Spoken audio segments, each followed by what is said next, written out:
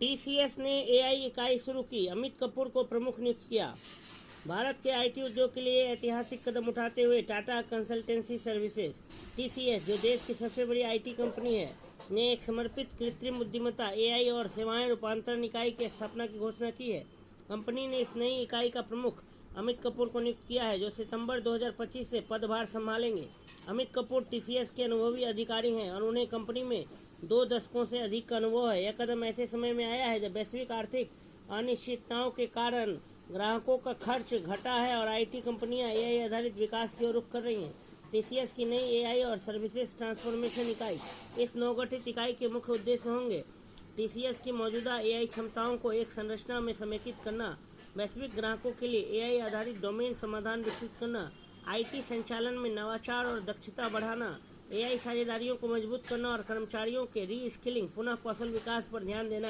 Company ने अपने आंतरिक ज्ञापन इंटरनल मेमो में कहा कि यह पहल उसके वर्षों के एआई निवेश, प्रशिक्षण कार्यक्रमों और क्षमताओं के विस्तार पर आधारित है।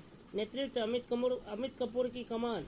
अमित कपूर, जो टीसीएस में 20 वर्षों से कार्यरत हैं, को इस नई इकाई का प्रमुख नियुक्त किया गया है। इससे पहले वे यूके और आयरलैंड व्यवसाय का नेतृत्व कर रहे थे, जो टीसीएस के सबसे मजबूत बाजारों में से एक है।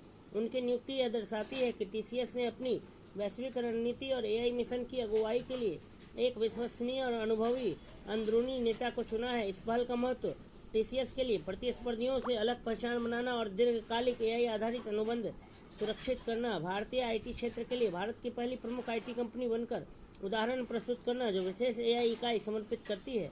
ग्राहकों के लिए ऑटोमेशन से लेकर बिजनेस इंटेलिजेंस तक एंड टू एंड एआई समाधान उपलब्ध कराना।